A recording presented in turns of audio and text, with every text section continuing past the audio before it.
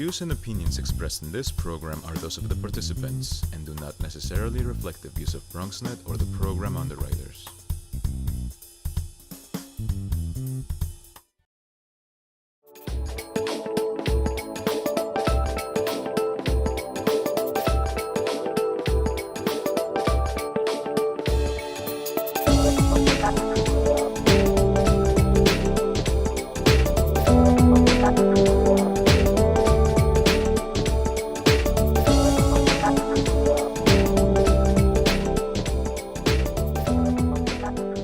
Hi, I'm George Bodarky, and this is CityScape, a show I describe as an exploration of the people, places, and spirit of New York City. This is our Bronx edition, and today we're exploring the lost synagogues of the Bronx. The buildings still exist, but the congregations are gone. Thanks for joining us.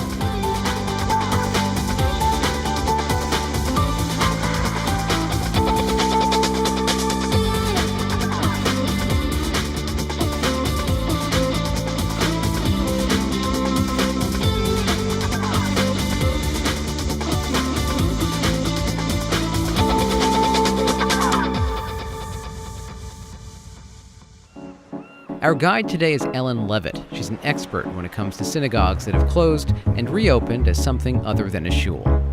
Ellen, hello. Hi. Pleasure to meet you.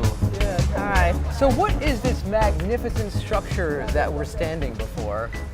Well, in the 1920s, this was one of the premier synagogues of the Bronx. This was known as Temple Adath Israel, and it still has the name up there. They started in 1927. And it was a thriving congregation for many, many years. But now, in the 70s, they sold the building to a church. Interestingly enough, a Seventh-day Adventist church. They're also open on Sabbath. And what's wonderful is that they've retained a lot of the remnants of the synagogue. The name, Jewish stars. You can see the stained glass windows from the other side. And this is not the only former synagogue on the Grand Concourse. There are others further up, and they're also really big, and there are a couple more on 169th Street. And we're going to visit a couple more Yes. during the show today. Yes. But what's your story, Ellen? What makes you so interested in these lost synagogues? Well, a couple of things. On my birthday in 1999, I decided to go to my old neighborhood in Brooklyn. I'm actually from Brooklyn. And I found my old synagogue. It had turned into a church. I found my mom's old synagogue. It had been turned into a church. And it got me thinking, about neighborhoods changing, also about architecture, because I've always been interested in architecture, even though I'm not an architect because my father was a structural engineer.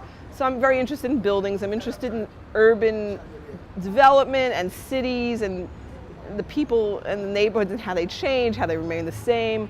So this kind of wraps up a lot of interesting topics, and people seem to respond to it. What can you tell me about the history of Jews in this neighborhood?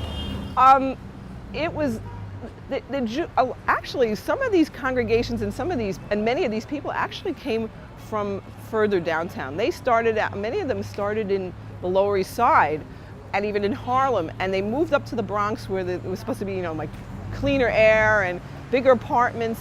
And especially if they lived on the Grand Concourse or a block or two east or west of it, it was considered a very,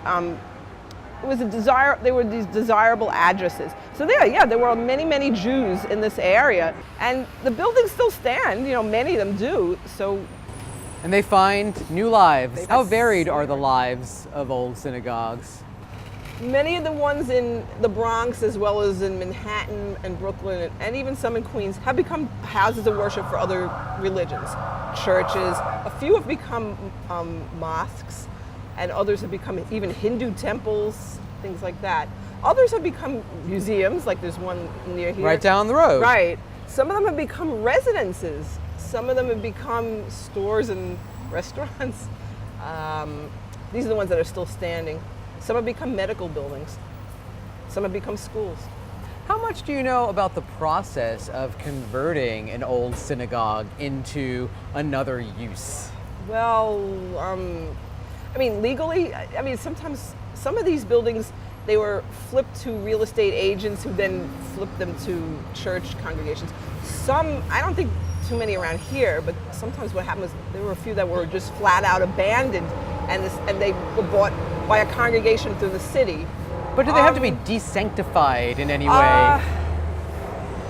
Okay, the Jewish congregations would take away anything that was movable. For instance, Torah scrolls, the 5 books of Moses, prayer books, the little mezuzah cases that have that you see by doorways, door jambs.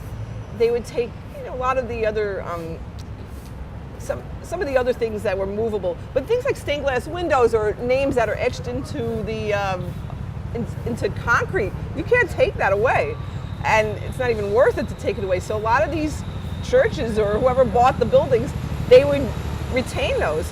If the stained glass windows broke down, they didn't always repair them. But like this building, they kept them in wonderful shape. It's great. Shall we go inside and see what they did with the inside? Yes, that would be great. Wow, Ellen, absolutely amazing. Look at that stained glass window. They maintain it so nicely. I mean, it's a joy, honestly. What's depicted here? Because I don't know. Okay, the center is a Decalogue. It's the 10 Commandments, but it's not all written out. It's just like the numbers 1 through 10 in Roman numerals. You have various symbols of Judaica around here. For instance, there's the burning bush, that's where God's voice came out and spoke to Moses. There's the priestly blessing there with the 2 hands. There's the western wall, the kotel over there.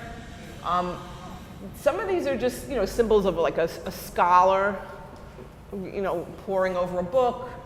How fascinating is it to you that this is maintained like this in a facility that is no longer a synagogue? Well, various congregations over the years in the 5 boroughs have told me, the people that they said, well, look, if we're Christian, we still have this is still part of our heritage, so they are interested in that kind of thing.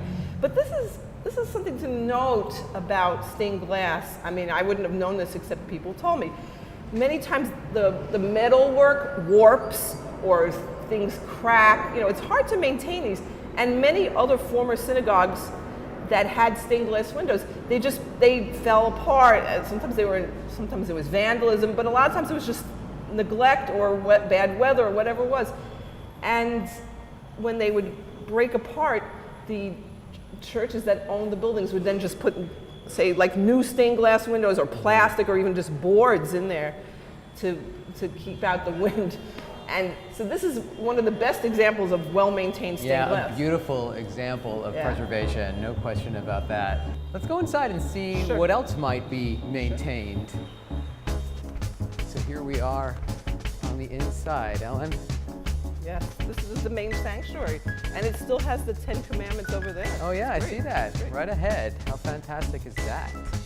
Now the church has also done some very lovely things, like they put out flags and members where their members of their congregation are from originally, and they did remove the Holy Ark, but they kept the 10 Commandments, which is great.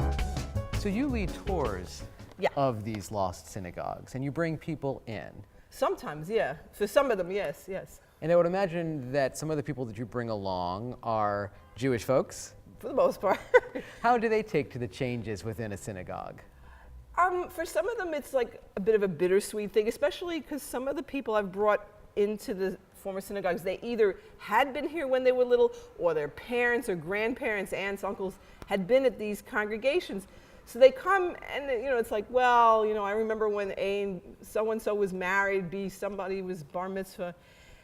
Occasionally I'll have some people who are hesitant to come in because it's now a church, and I'll explain to them, I have had people who are Orthodox rabbis who do come in, and they will, and they kind of chalk it up to it's historical, they want to explain certain things, and they want to see what it looks like now. So, I give people the option of standing at the corner if they want, but most do come in because they want to see what it's like. So much personal tragedy and triumph from this room, regardless, through the years, all of that history right here. Yeah. Look, there were many, there were weddings here, people, I've been told people will write to me and they'll send me messages about, you know, I remember when the rabbi said this and that and the other thing, and you know, I remember, they'll remember like when World War II broke out, and you know, like the rabbis would address it. They'll tell me more, you know, prosaic things, like I remember my cousin's bar mitzvah and the wedding and the ufruf the week before the wedding and things like that. So it's, a lot of it is just, you know, events in the family or friends, and some of it is tied more to history. It's true, yeah. I was going to ask the question, in your research, how much do you try to reach out to former congregants? Well, especially through the Facebook page that I've established called the Lost Synagogues of New York City and New Jersey, and people do find out about this. I mean, I also have to do a certain amount of marketing on my own, but they do, people are like directed and they'll say, oh, could you tell me about this synagogue, that synagogue? Let me tell you about when I remember when the rabbi so-and-so in the congregation, and people do reach out to me, which, I mean, I wouldn't have all that information if these people didn't reach out to me. So I'm very grateful for people who, you know, share their reminiscing and stories and things like that, and some of their research. Yeah. Are these pews the pews that were the synagogue's pews? Yeah, they were. Yeah, they were. And then also there were chairs up there that were from the synagogue. Ellen, I understand there was a famous cantor here? Yes, Richard Tucker, who sang with the Metropolitan Opera, and he was also featured on TV shows, you know, in the 50s and 60s. And he was the chazan, the cantor here for many years. He was known as Reuben Ticker. When he left here, he also, he later worked at the Brooklyn Jewish Center on Ocean Parkway, which that had been a conservative synagogue, which now it's a Chabad Lubavitch yeshiva and synagogue. Some former synagogues had, you know, we have lots of information and archival material. We can find out who, you know, who were the rabbis or the cantors and things like that, or even the presidents, or some of the famous congregants. Some leave no paper trail, but I always try to get people to, you know, I'm always looking for people who have information on these sites, you know, anything. Now these windows would be original to the synagogue, yeah, these right? are really nice. They're just like, you know, kind of abstract patterns, but they're very pretty. I also noticed that the lighting here, this lighting includes the Jewish star. Yeah, some of them do.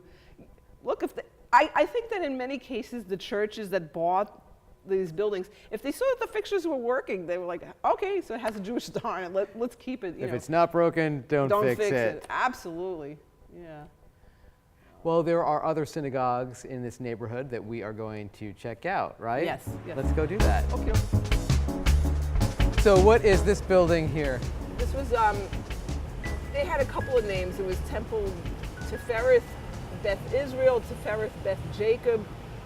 They were a smaller congregation. And now it is? And it's now a Spanish Pentecostal church. I have been inside. They don't seem to have too much Judaica, but they did retain a little bit on the front here. And then the next building over is the former Sephardic synagogue. That one's actually an interesting building. It's not, you see, most of these buildings are kind of symmetrical. Like this one has like a centerpiece and then two flanking. That one is, we'll see, it has like the main area and then the other part to it. So it's not the same design. It's interesting. And now it's also a church. Were there any famous people who were congregants of these synagogues in this neighborhood? Well, besides Reuben Ticker, aka Richard Tucker, Edie Gourmet, when she was known as Edie Gormazano. The singer, Edie Gourmet. Yes, may she rest in peace. She attended the Sephardic synagogue over there. Yeah, and people know about that one. It's really neat. You know. Shall we check that one out? Yes. Let's do so. How is it, Ellen, that there are two synagogues side by side here on the same block, or I should say three within really not even a 2-minute walk? Well, the only explanation, I mean, the main explanation I would say for this one and the one at the corner is that this one served people who were, whose families, you know, originally came from Greece and Turkey and others, where they would, other Levantine nations, and that one is more Eastern European. Why there was a third one? You know, it's funny. In the past, in some parts of Brooklyn, I've known blocks where there were a couple of different former synagogues. And look, in some neighborhoods today, even there are in areas like Williamsburg, Brooklyn, Borough Park, Brooklyn, you will find more than one synagogue on the same block. They like somebody else. They like one rabbi better than another. You know.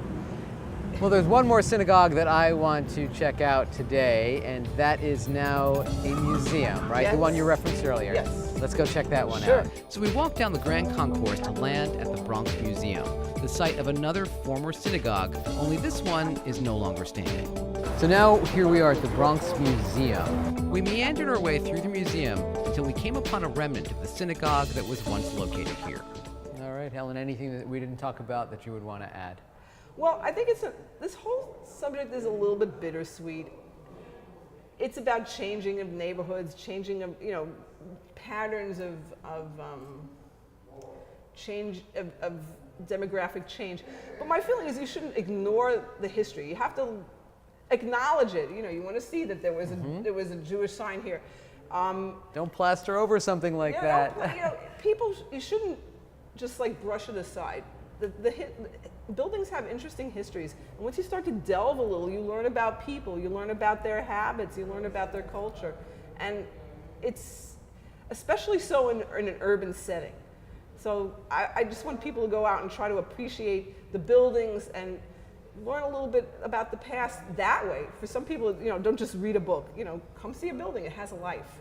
Ellen, thank you so much. Yeah, you're welcome. You can follow Ellen on Facebook at the Lost Synagogues of New York City and New Jersey. She also has 3 books out: The Lost Synagogues of the Bronx and Queens, The Lost Synagogues of Brooklyn, and The Lost Synagogues of Manhattan, including shuls from Staten Island and Governor's Island. So much history here on the Grand Concourse in the Bronx. I hope you enjoyed exploring this slice of it with me and Ellen. Until next time, I'm George Bodarky. Thanks for watching.